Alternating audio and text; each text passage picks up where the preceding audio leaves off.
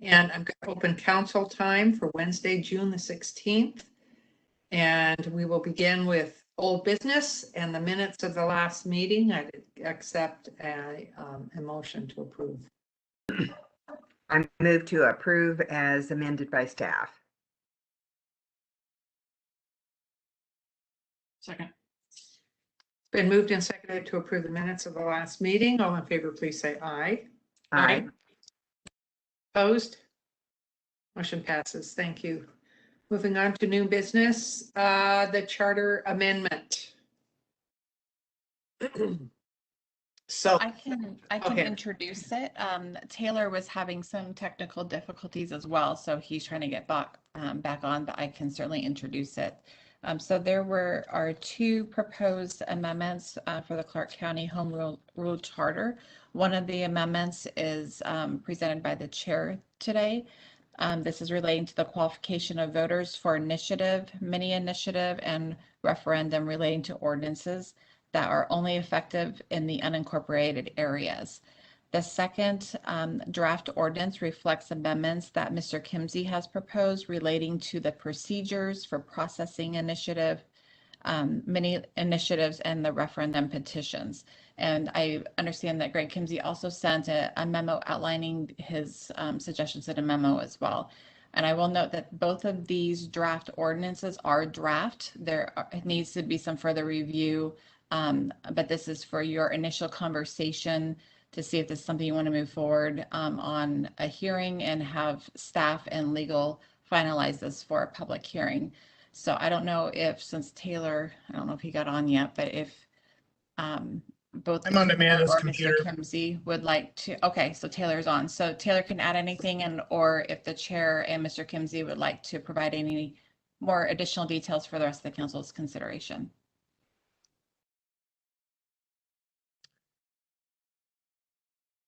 I don't have any additional details right now, Kathleen. I just stepped into the room, so I caught just the very tail end of your remarks. Well, basically, Kathleen was just introducing the two amendments and to the charter. Basically, what this ordinance would be is an amendment to the charter to for initiatives and referendums that pertain only to unincorporated Clark County, to allow only voters who live and are registered voters in unincorporated Clark County to vote or even submit a referendum or initiative. And we've had access to this draft. And so I would, if you've read it through, I hope you have. Basically, it all of the changes are underlined, so they're clear. And if we just start a conversation on it, one of the things that I have seen throughout the time since 2017, when I've been on the council, is that there have been at least two major things, I think, that were passed that pertain really only to unincorporated Clark County. And I believe that if we get an advisory vote or have anybody file an initiative or referendum after we have passed something, and if it only pertains to unincorporated Clark County, I believe those are the only voters that should be have a say in it.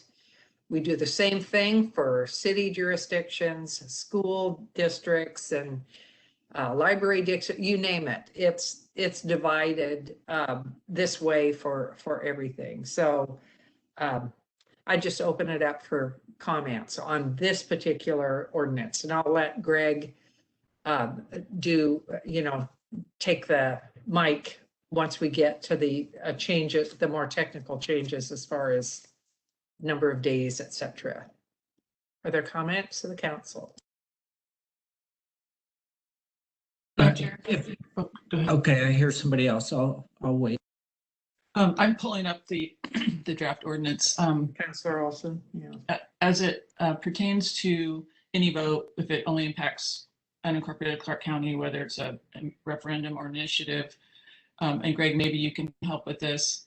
is the language in the ordinance, and again, I apologize, I'm just pulling it up. Does it also pertain to the number of signatures required? So right now, the charter talks about, 10% of the last gubernatorial election. And that's countywide. So if the ordinance or referendum only pertains to unincorporated Clark County, is the language in the draft, does it detail or discuss the number of signatures necessary to do a referendum or an initiative? Because that number should be less as well, I would think. If we're only going to pass an ordinance that reflects folks in the unincorporated areas, then only those people, then the number of total signatures should be less. I think, Councilor Olson, I think I can take that. I think the current language reflects that it would be a 10% of the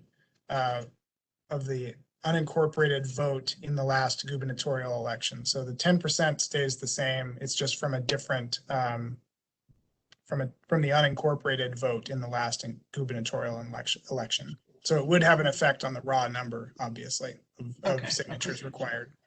Okay.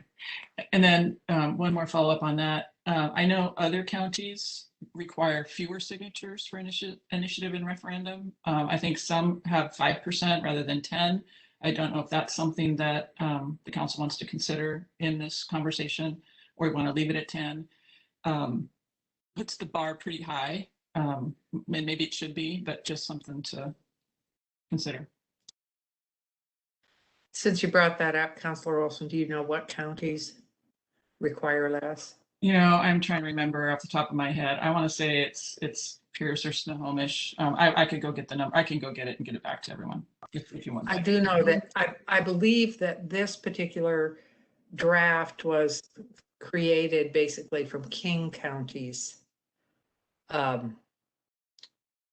language. So, that may be something we want to consider. I don't, comments. I think this is one of the things the Charter Review Commission is looking at as well. I don't know what kind of conversation they've had around it, but I do think it's something they're looking at. So we may or may not want to weigh in on it now.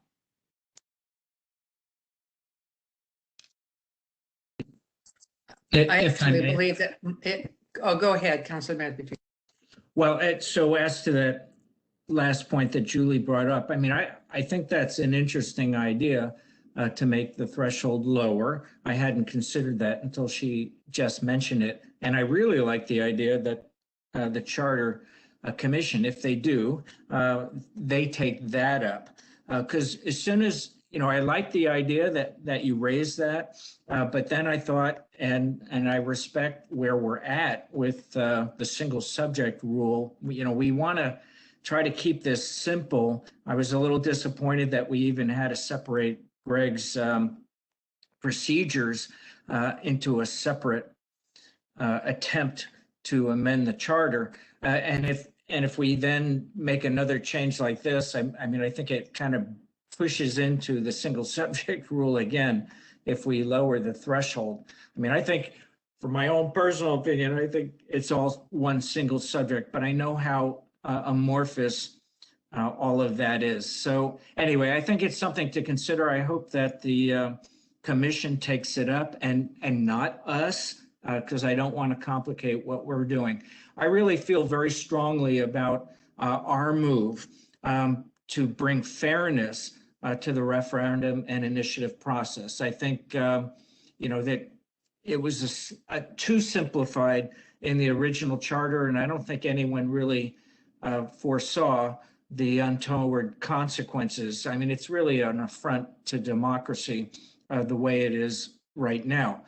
My remaining concern, and Taylor, if you have some, and Greg, if you have some input on this, how is it decided? Is this purely an auditor decision as to whether an initiative or referendum impacts only the unincorporated area? Is it a PA decision, or ultimately is it a council decision? It's basically a qualified voter decision, so I think it falls squarely within Greg's purview. But I'm not real clear on that, and I want to make sure that we get that part correct as well. I don't want any, most laws will probably be pretty clear on their face, but others, maybe not so much. And maybe there is an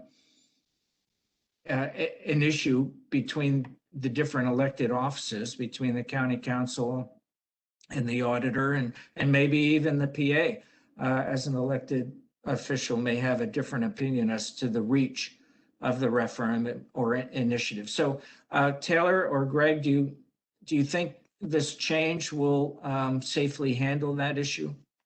Well, thank you, Councilor Medvedev. That is an excellent question, one I hadn't thought about, but it is a really good question. I'll take it, and then I will pass it over to Taylor, because my response to the question is we're going to look at the resolution that is provided to us by the council, and if there's any question as to what that resolution means, we're going to ask the prosecuting attorney's office. So Taylor, take it away, buddy. Thank you, Greg. Counselor, I think it's difficult to address that question in the abstract, not necessarily knowing what the exact issue being regulated might be in an ordinance. But I think the charter amendments that is proposed deals with the term effective, not necessarily impacts, but whether something is effective in the unincorporated area. And I think, there are some, police power ordinances that I think would more clearly fall within that definition of being effective in the unincorporated area where the county has police power jurisdiction. There may, but again, it's hard to anticipate all of the issues that could be included in a resolution. And ultimately, to your point, there could be a number of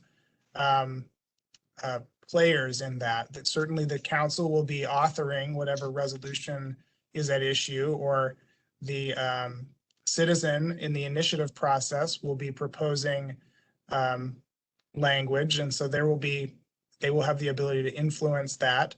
But ultimately, because there is a distinction being made and there is room for disagreement, that could be an issue that's litigated in the future, frankly, depending on the nature of the issue. So is there any possibility of tightening up the language a little bit? I mean, I would think that the auditor would do it's his role to qualify voters, and whether signatures are of or from qualified voters. From a political point of view, I would like to I don't want to change that, but if there's a possibility of us as in our role as council of basically raising the hue and cry or having a veto over that if it is an issue, I mean, it would be good to be able to avoid litigation if it's possible.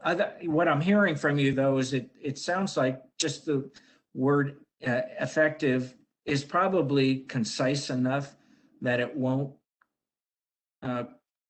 pose a problem.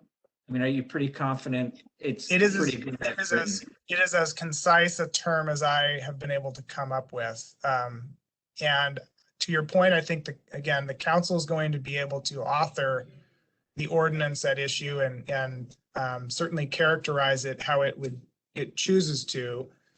The auditor, I think, under state law is the elections official and has decision-making power in that area.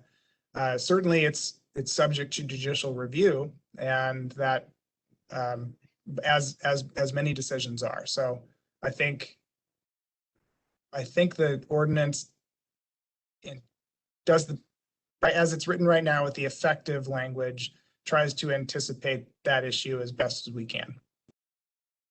I don't recall. I was trying to pull up the actual ordinance in front of me, and I don't have it on my desk. Rebecca, can you scroll up one sheet on this? Because Taylor, does it say in there effective only in unincorporated areas? Does it have that language about only or something like that?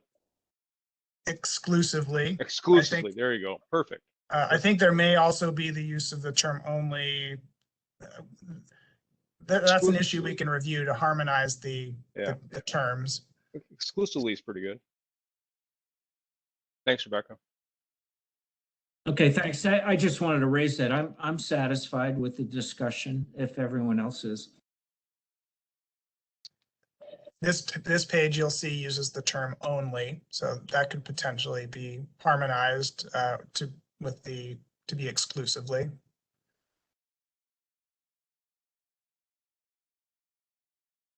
You know, ultimately, I'm kind of thinking that this is a policy decision that should determine what is the definition of effective in this case, and who is affected by a particular ordinance or initiative.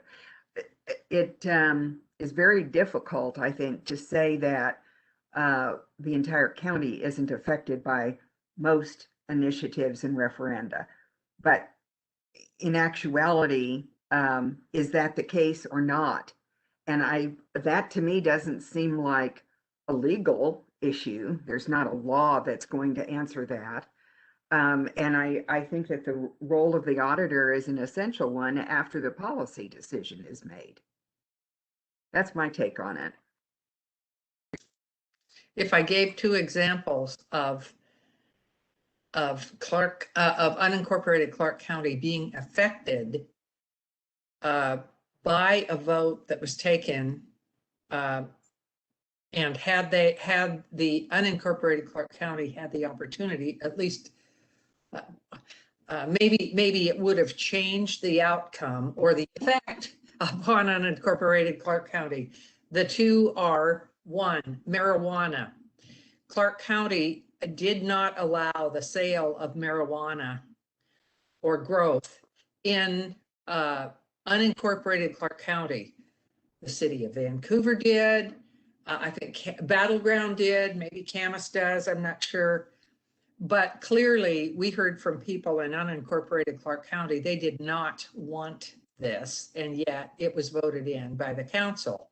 And had it gone to the entire county, it's possible that the entire county would have gone ahead and implemented it. But if it had only been available to unincorporated Clark County voters, it's possible it would not have passed. Or I mean, they would have denied the availability of that in the unincorporated area. The other one is a very familiar issue, which is the fireworks issue, where other cities, other jurisdictions have made restrictions on their fireworks. And Clark County, unincorporated Clark County, there are some portions of unincorporated Clark County after an advisory vote before, which made it a little bit confusing. But that would be another issue where only unincorporated Clark County would have a say, and it clearly affects only that, because I mean, because other jurisdictions have taken the opportunity to change the laws for their jurisdictions. I don't know if that makes it any clearer about what kinds of things are effective, and we may, you know, I would imagine there may be some gray areas, but those two seem to be pretty clear to me.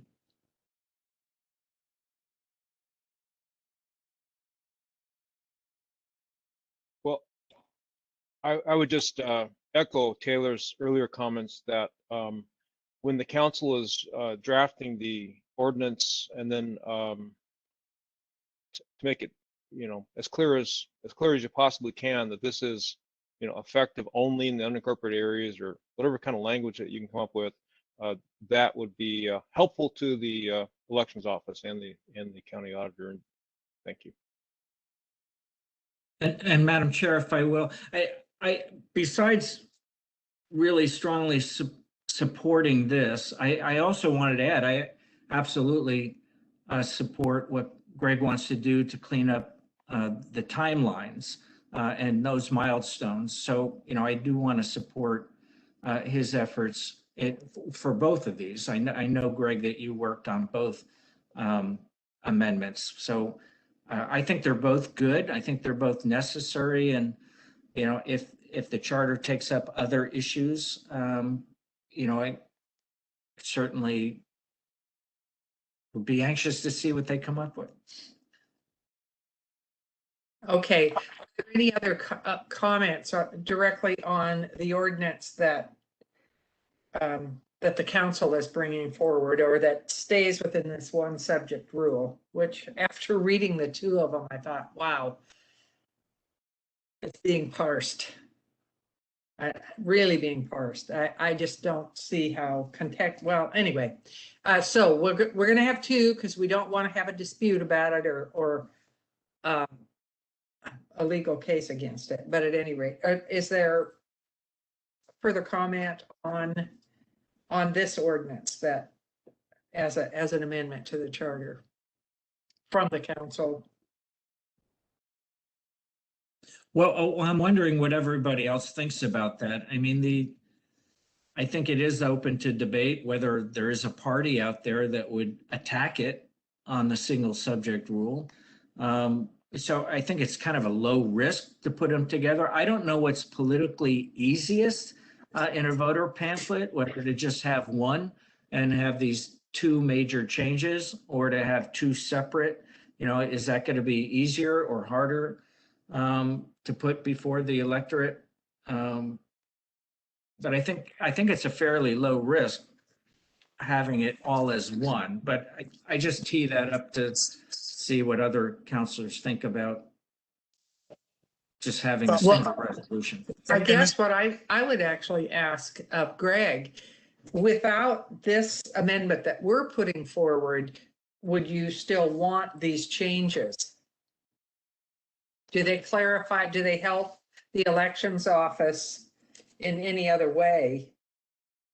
Yeah, absolutely. Yeah. Okay. Yeah, clarification is something we've been seeking. We actually had anticipated going to the Charter Review Commission with this request for clarification language, but then when the language regarding unincorporated came up, sort of held off on that, and here I am speaking to the council about it instead.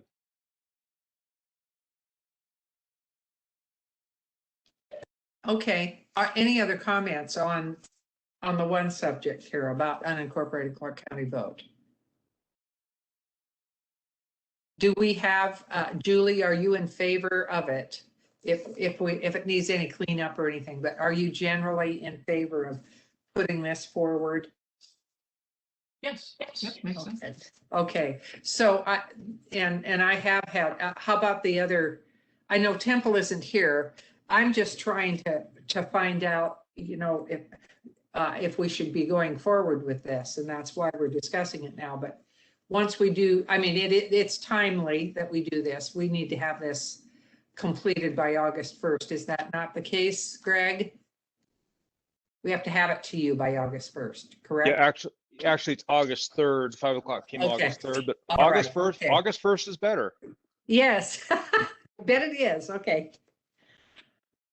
So I support both, whether we go as a single resolution or two separate. I support. And I'm the same. Okay, Greg, why don't you take it away on this other one, this other second one, your kind of cleanup from the elections office. Sure. Well, thank you, Chair Claring O'Brien. You know, I pretty much did summarize it in the memo I sent out yesterday. There's just a lot of, we're just trying to make it really clear to people who are trying to make law or repeal ordinances through these initiative referendum processes, the mini initiative, so that, you know, any citizen looking at the charter can clearly understand the process that occurs that they need to go through to accomplish that. And then I also certainly want to bring to your attention, I'm sure you've seen this, but we also would really like to see the same provision in our charter that the Secretary of State's office has in their laws and WACs regarding the review of signatures on that random sampling basis. And it's important to understand that while a a petition or referendum can be, a petition can be validated, accepted on the basis of the random sampling. It cannot be rejected.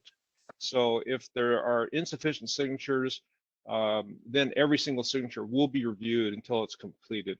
But if there are enough signatures to show that on that random basis that it's accepted, then it will be accepted. So, and there was some thought about what kind of a random sampling procedure, and frankly, I just thought it's best just to use the exact same methodology that the Secretary of State's office uses.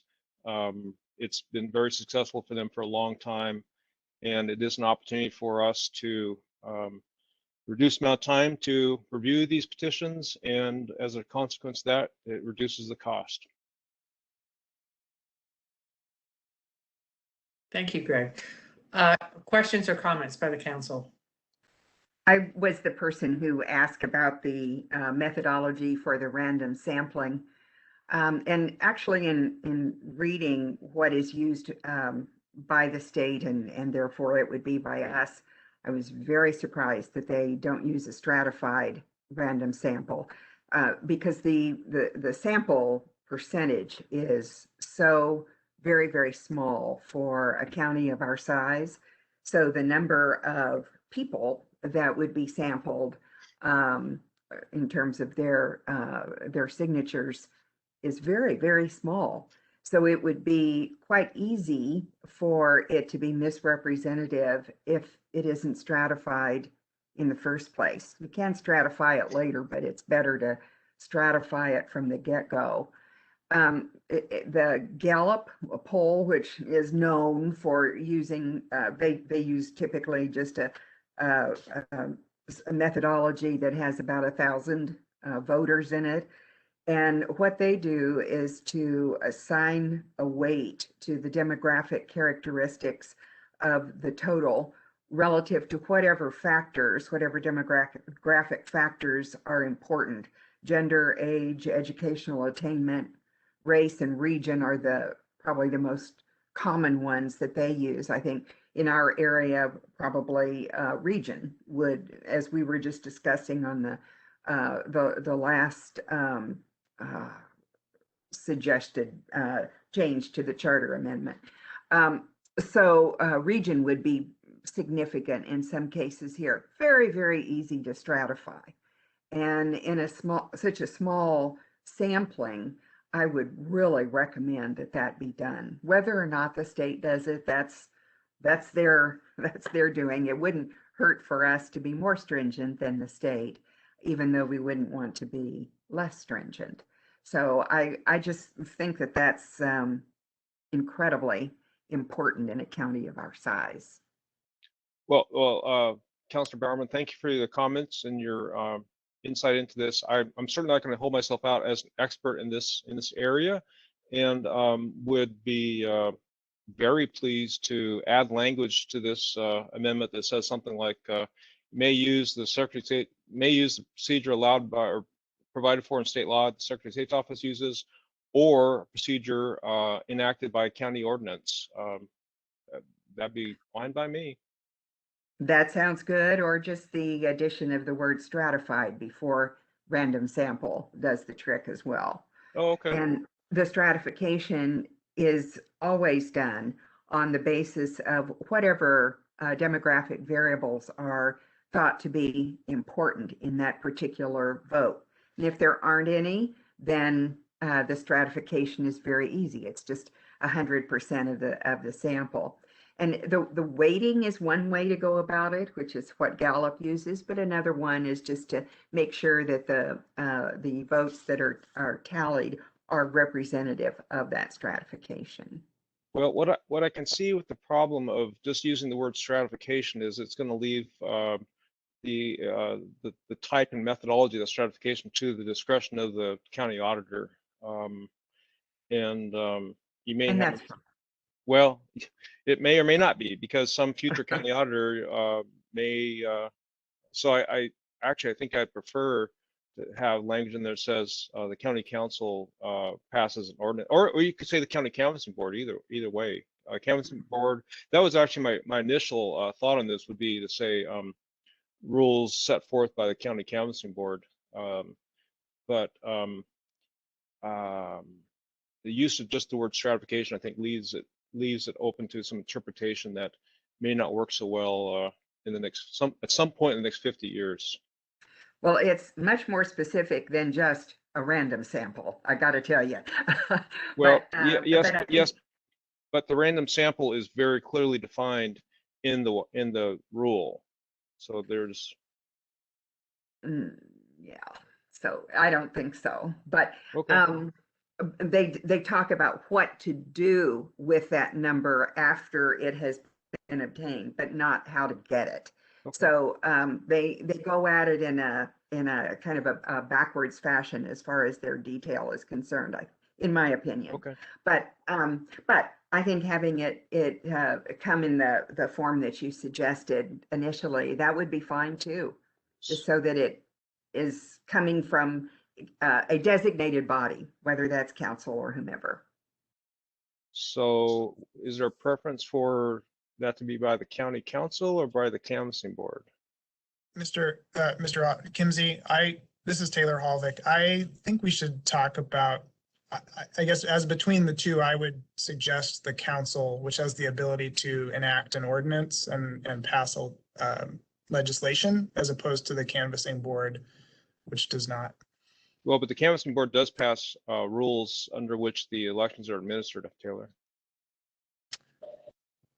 But I would prefer the council. Okay, fine, great. Let's do that. Yeah, so, and I have sort of a similar comment, although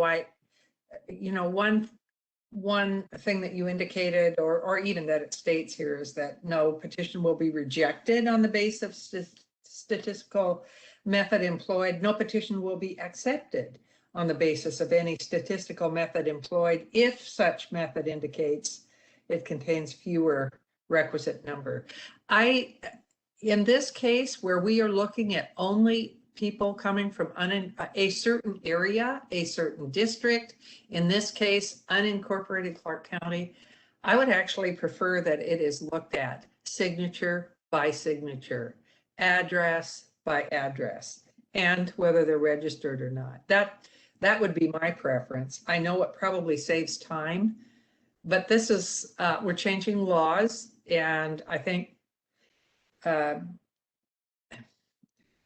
just think that it would be better to, and I think it's a relatively small, I mean, if you're comparing what the state has to look at versus what the county would have to look at in this case, I think it would be a better method to do it signature by signature and not even use statistics. Just look at every single name. I mean, when people vote, we look at every single ballot for their signature, et cetera. You know, we look at the front of those envelopes and check their signature. So we're going through the process.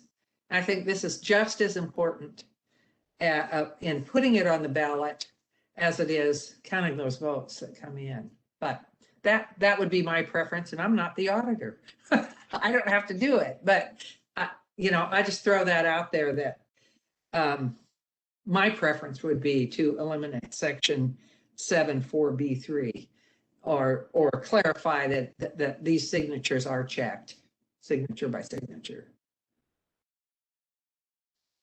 So if I could ask a question of Sure. Greg, because I didn't anticipate this level of detail on his proposal, because I really, from my point of view, I consider it his office and the work he does. I guess the question I have is how much more labor intensive, how much more do you anticipate it costing in order to do something other than random sampling, however you do the random sampling? Yeah.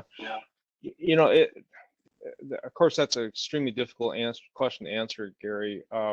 What I do know is that the Secretary of State's office has used this technique for many, many years, and they tell us it's been a very significant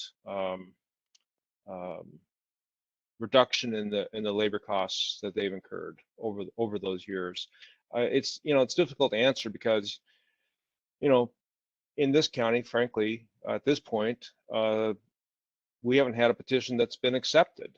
So all the petitions that we've received so far, every single signature has been reviewed. But as Chair Claring O'Brien mentions, that's why I'm bringing this question forward for that discussion. The Secretary of State's office believes strongly that the methodology that was developed by the University of Washington gives a very high level of confidence when the petitions are accepted on the basis of that random sampling. Again, the key thing is that they're not rejected on the basis of the random sampling. So no one suffers as a result of that. No one loses their voice as a result of the random sampling. But if it's the will of the council to not include the random sampling process in the petition review section, then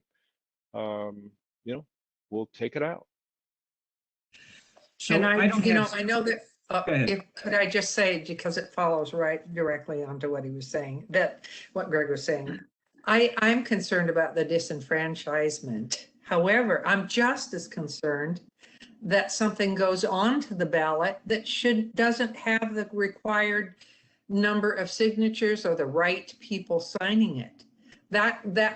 I'm just as concerned of both ends, both accepting and rejecting. Even though I never want to disenfranchise anybody, but I also don't want posers to be on an initiative and get missed, and then we're voting on something that really didn't have the right valid signatures gathered. So I just wanted to clarify. Sure. And just to clarify also though, yeah, every signature it's reviewed, whether it's part of the random sampling or reviewing every single signature, we are ensuring that the person was a registered voter in the jurisdiction when they signed that. And then after that, really, it's a matter of your level of confidence. And yeah, Chair Claring O'Brien, I absolutely understand that it's on both sides of that. You want to make sure it's properly placed on the ballot or that it's properly rejected. And then it just gets to your own, I guess, confidence in the methodology that's being used, as Chair Bowerman, Councilor Bowerman sort of spoke to. And again, all I can really say is that the methodology that the Secretary of State's office has used, developed by the University of Washington, has worked very, very well at the state. And while we're a smaller population, the same methodology, in theory, in practice, or in theory, should result in the same level of confidence. But it would be a new process for the county, and so if people aren't comfortable with that kind of methodology, then we'll take it out of there. I'd like to address why I'm not comfortable with it. If you read the WAC on their procedure, they look at only 3% of the ballots. In other words, 3 out of every 100 signatures, I should say, is all that they look at. Now that can work if you have a very well-established stratification system, because that is a very low percentage. Gallup has probably the lowest of any entity that most people know about, and they're almost double that. So that's the reason for my lack of confidence in that methodology for Clark County. We could change it to 20%. Well, we could, but I think the point still remains that it takes about another, I'd say, hour for a good statistician to stratify it. It's not a big deal. And so just to do that is what increases the validity of the sample that's taken. Sure. Yeah, and again, I'm, completely open to changes in methodology, increasing the sample size. I'm not sure that addresses concerns of those people who are just fundamentally not comfortable with a sampling technique. Right. It doesn't. I'm comfortable with a sampling technique as long as it's done well. And I'm comfortable putting in the amendment, the county council will make an ordinance to address this. Madam Chair. Gary, I don't know if you, I'm sorry. Go ahead, Greg. Finish Well, your I was just going to say again, but even it doesn't, putting in this amendment, the ability of the county council to pass an ordinance to address the methodology that's used still wouldn't necessarily address those people who just want 100% signatures reviewed. said. Yeah. Gary, did you finish your thought? I'm sorry I interrupted you, but No, that's okay. And I think Julie, Mike was unmuted too. I don't have strong feelings one way or the other. I'm satisfied with the way it is, but I'm also impressed with Karen's depth of knowledge, and I support her concerns. And if we put in language that will address it with a further ordinance, focus on that issue, we can take that up sometime in the future. I just want to get both of these resolutions on the ballot. That's my point of view. So if there's 3 votes or no real issue here, I mean, I'll be a 4th. I just want to move this forward. But Julie, did you have something you were going to say? Yeah, thank you. Yeah, just I think, Greg, it sounds like you've got confidence in this system the state's been using it. That so I guess I would, it's going to take 4 votes to put it on the ballot. So I'm just affirming that I support your position in this. And if Karen, you've got some additional language that you think we should include in terms of whether that's the county council it's either the state or the council in terms of the method, then I would support moving it forward. It does take 4 of us at some point when we do this, but so maybe we need to get Councilor Lentz in the mix. But I'm comfortable with Greg's opinion and position on this in terms of the validity of the methodology. But if we need to add another layer, I think we can do that as well, and try to move this forward so that it works for him and his department.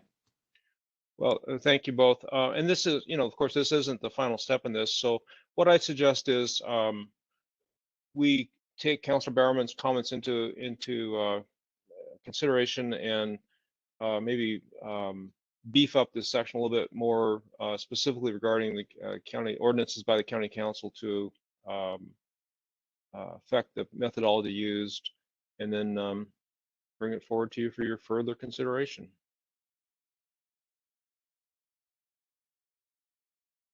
Okay, so what are the next steps here?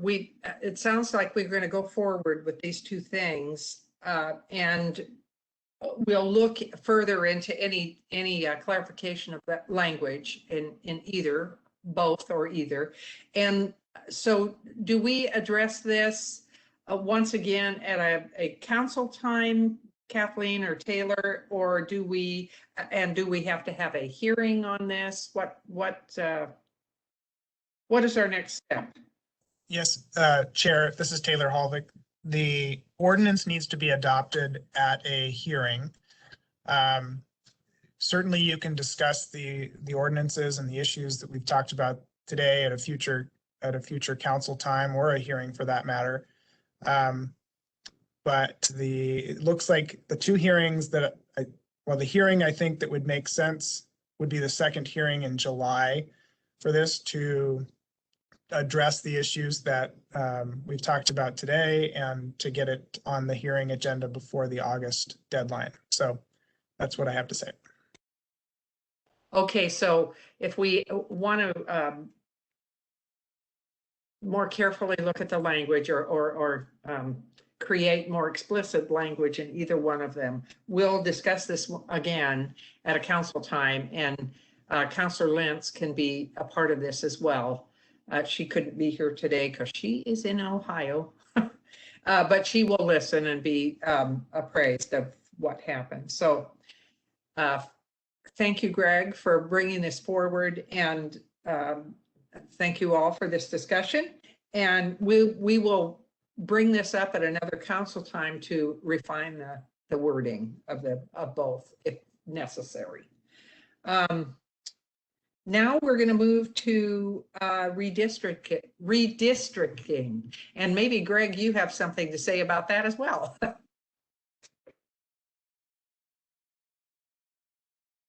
So if you'd like, I can do a quick introductions, and then of course Greg is the he actually graciously brought this to my attention, so thank you, Greg. But I did send an email to the council that he had sent, but there is a new House Bill law. It was House Bill 5013. That's now a recently enacted law that requires the county to redistrict council district boundaries by the end of the year. That law also requires the state to complete its redistricting of legislative and congressional districts by the middle of November. Pursuant to the county charter, and this is in section 6.5 and 6.6, 6.5 specifically states that the council shall establish a 5-member redistricting committee, and that the council shall appoint 4 persons to the committee, 2 from each major political party from a list of 5 submitted by the party central committee, and then the 4 members of the redistricting committee shall appoint a 5th member who shall be the chair. So what we did is I had staff take the information that Mr. Kimsey forwarded to us and draft a letter for the council's consideration so that we can request our local political parties to submit the 5 names per the charter's request for your consideration and appointment. Do you have anything further, Greg, to say? Boy, my unmute button is very delayed. You know, the only thing couple things. One, this is a situation where the county charter and state law create just a really tough timeline for us. The state redistricting is not going to happen until November 15, and then we got till December 31. The charter talks about the county redistricting commission working for months. That's just not going to work. So the way I see this is, if you guys can appoint the council or the commission as soon as possible, they can do, you know, any kind of preliminary work they need to do. Like, you know, they do need to appoint the redistricting master. They can kind of get going a little bit. We've seen how sometimes it's difficult for these commissions to kind of really get going on the business at hand.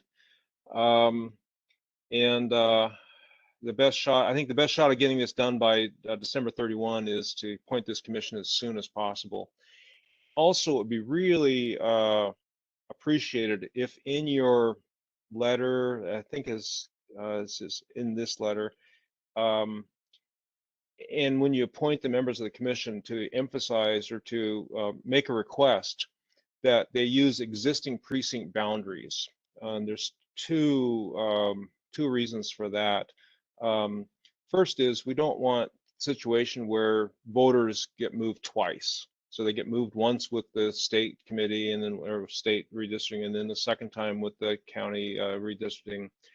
And kind of related to that is, we don't want people who've been elected as precinct committee officers for the political parties. They were just elected. And you guys just did the redistricting this last spring, and some people were moved out of their office. And so to the extent the redistricting commission can use existing precinct boundaries, the less impact it has on voters. And you know, the rebalancing can be completed within a very tight margin and still use existing precinct boundaries. So that's my only 2 requests. Please get this commission going as soon as possible, and please encourage them to use existing precinct boundaries. Okay, thank you. So we'll update the language in this letter to add those things, or I mean, to add that the using existing boundaries. And we do need to get right on this. So, and we will. Kathleen, you're going to make those changes and then, Yes, I can make the changes. If I just get 3 head nods on the rest of the letter, then we can actually get with that change, then we can get this letter out today. I Oh. just have a question or yes, comment. okay, Counselor Bauman. I think that, and I'm not opposed to this, and certainly the parties are used to making these selections, so that's a very easy thing. But the way of selecting the chair strikes me as a bit odd, in that the party chooses 2 people, and the chair will not be one of those top 2 or necessarily top any that the party has selected. It's just someone that is selected by the 4 who ended up being the representatives. I just find that a little odd. It seems like that chair would come somehow from the list that had been on the party's lists. However, Isn't that how the could be- legislature voted for it? Isn't that the language of the bill? This is the language in your charter, in the county charter. It's section Oh my- 6.5 of the charter. Oh, no kidding. Okay. That's Maybe we need interesting. another amendment to the charter. I think you're right. Let's do it. I completely agree with your comments, Counselor Bauman. I looked at it and I thought, this is going to be a tough, it's 2 and 2. It's not even an uneven number to be able to get consent for that 5th person. So, but yeah. Given that, it's interesting who would be chosen as the 5th person who then ends up being the chair. So I don't know. It's just an odd process that our charter outlines. But it does exist now, and we're going to have to do that because it has to be by the 31st. So, but that is actually a point that maybe that is an amendment we should make to the charter. At least, I don't know how that can be fixed. Greg, maybe you can help us with that, but somehow this doesn't quite seem realistic that we would get the kind of agreement, unless what they do is select Greg as as this chair, because you probably could get agreement on that. But, that is a scenario I could see, and maybe that's what they should do in this case, but I guess I'm on the record saying that. But at any rate, I do think it is something maybe we should look at fairly quickly for our the next time we look at these amendments.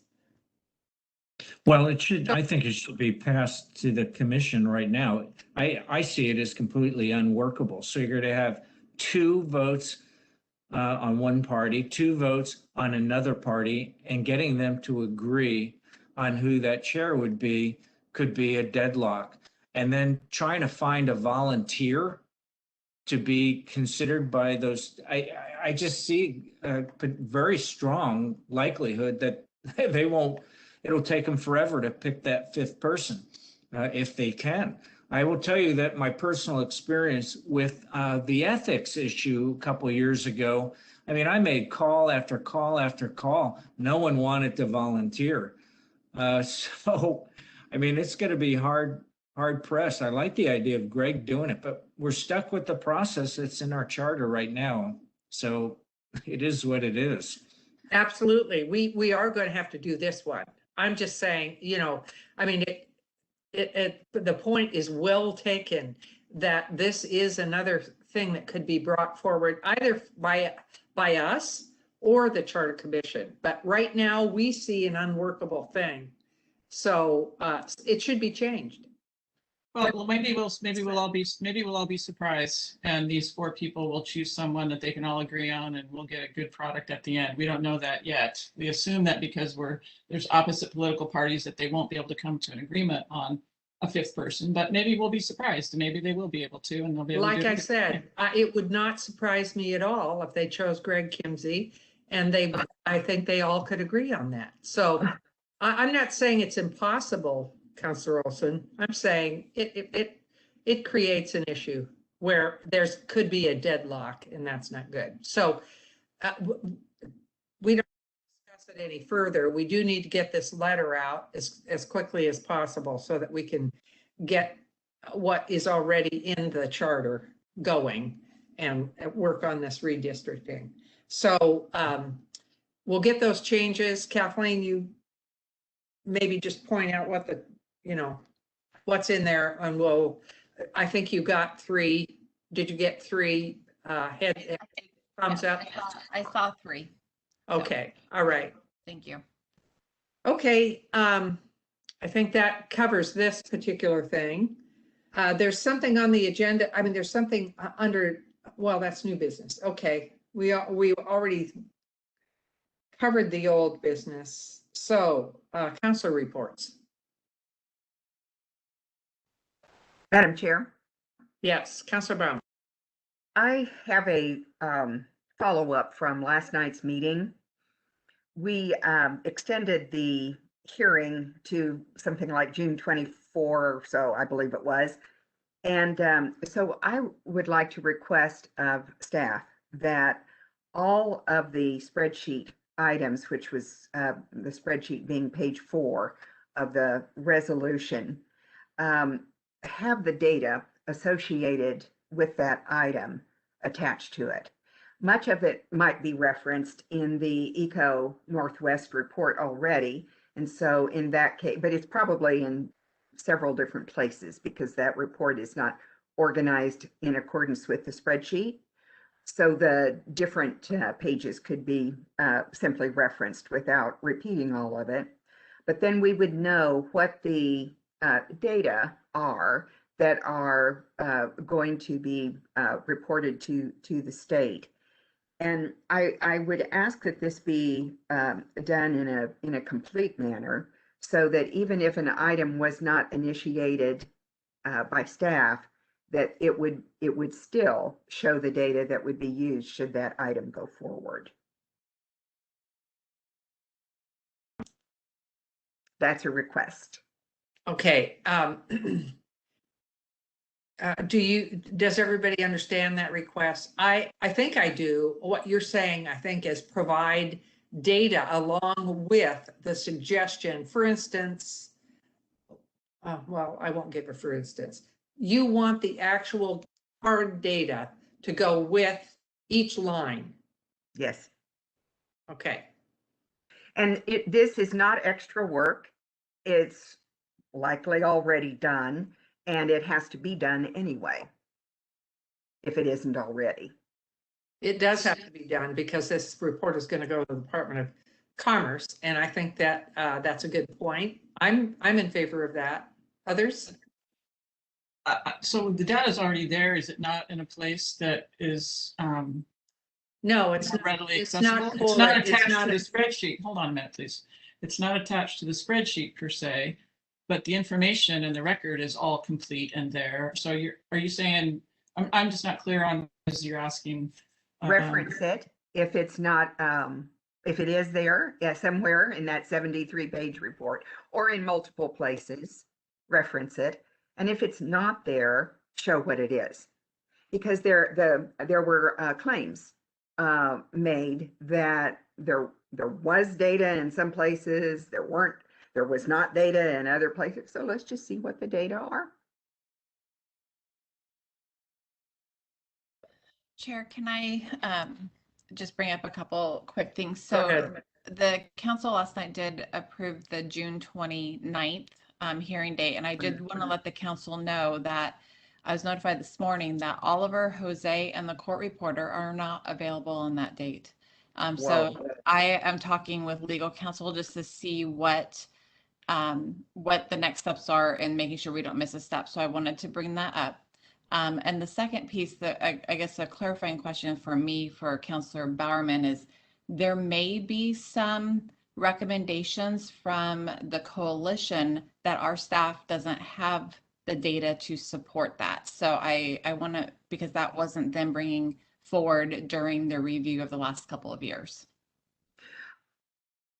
Let's just say, for example, that that the staff said, well, we don't have data on the schools because the schools aren't going to give us a plan for the future this year. We voted to have that be extended. Well, then, it's just a fairly simple matter to say, well, what is the population? What is the population increase? What is the percentage of children that are going to be school age that are in that population? And then you can simply take the number of schools needed to serve that population and the square mileage that is needed in order to build those facilities. So it's always kind of a fairly easy process to come up with those data, I think.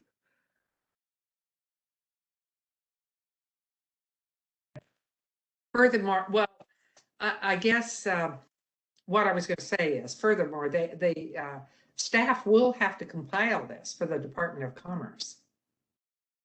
But maybe, so I don't know. There may be some that don't pass. Therefore, it would be additional work, presented. But And I don't know in terms of our precedent of trying to calculate or come up with some number for schools when historically we've gone to schools, they provided us their capital facilities plans. We've done it on the demand side. We're now contemplating using another calculation for the supply side, and to ask our staff to go try to anticipate what new schools might be required, I just don't think is reasonable. I think last night at the hearing, we did hear from Eric Galumo, who said that Jerry Olson spoke with the Vancouver District Superintendent about how they calculated schools, and that 7.9 is what the school verified, is how they calculate it. So we have it. That's what they do. So anyway, go ahead, Councillor Medvedji. Yeah, thanks. So, Julie, I don't know if you got a chance to listen to the hearing last night, but I love the idea of what Karen just brought up. And, I don't know how easy it is or isn't it. And based on what the chair just said, that data may be very readily available, but it really goes to the crux of why I didn't want to vote last night and why I want to have additional conversations with the lawyers and Kathleen about procedure. And I'm very concerned. We're going to talk about it in executive session, so I'll leave it at that.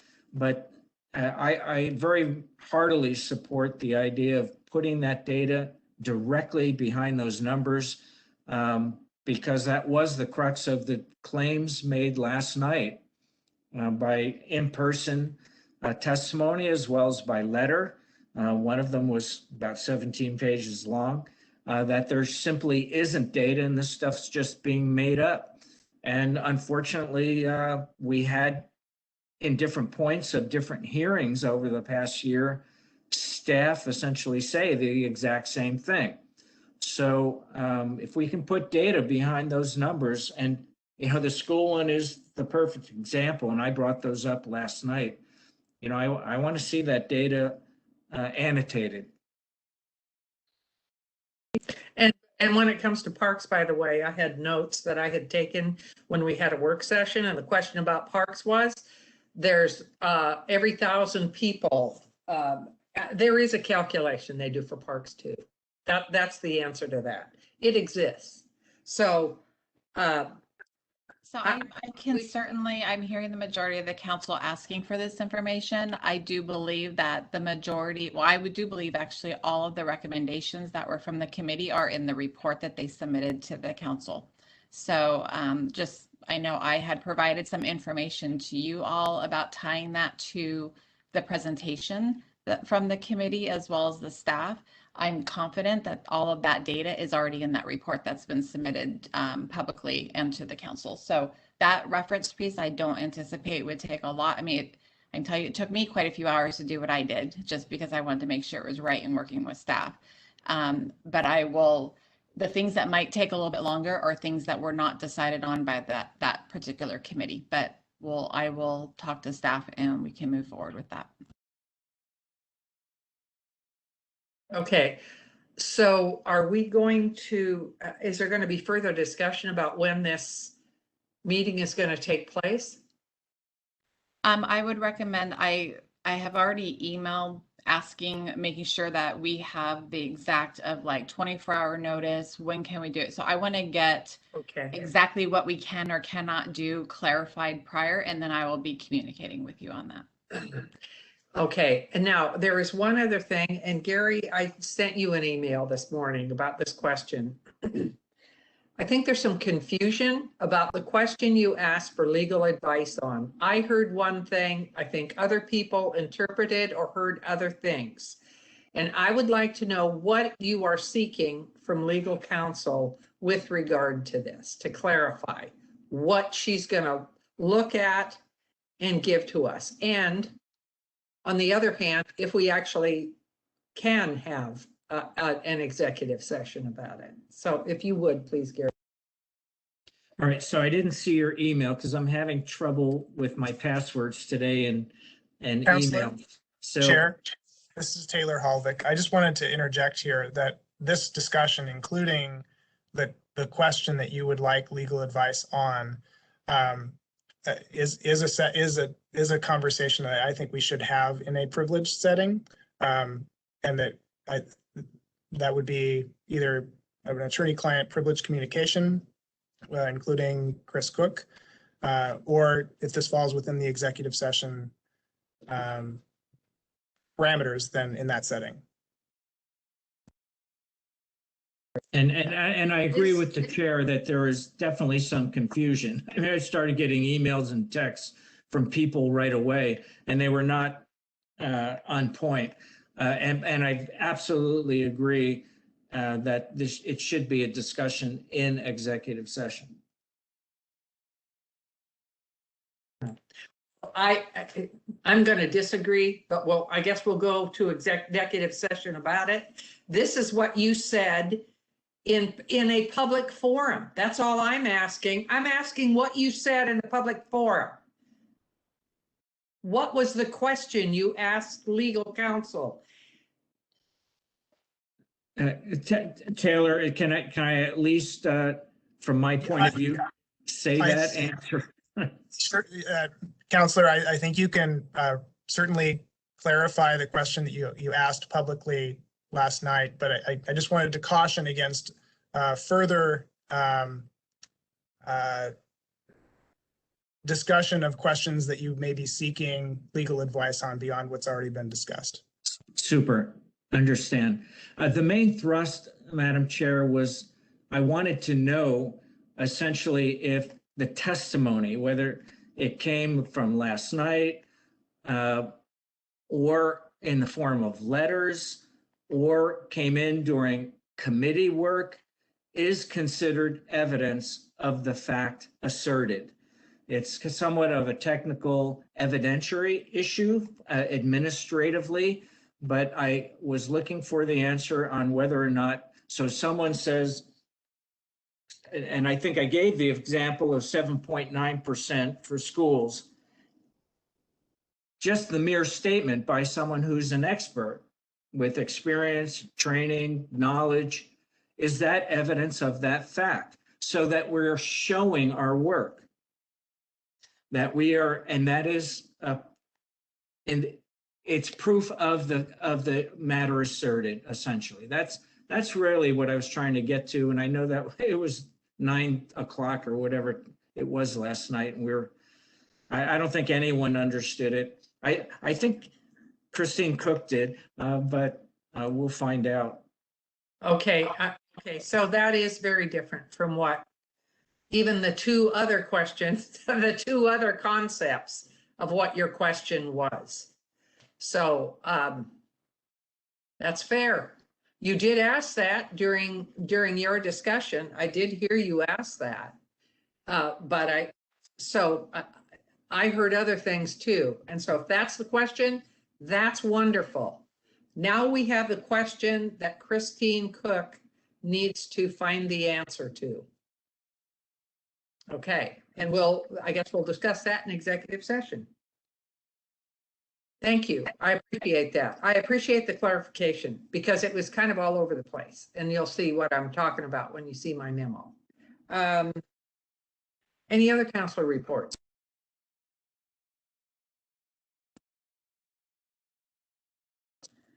Hearing none, are there work session requests? There are no work session requests this morning. Okay, thank you. We're going to go into executive session for for collective bargaining for 10 minutes. There will be an attorney present. And is that right? No? No. Yes, there is. That is correct. And Yes, there's no action. No action afterwards. Okay. So we are adjourned from this meeting, and I will see you on the other side in our executive session. Thank you all.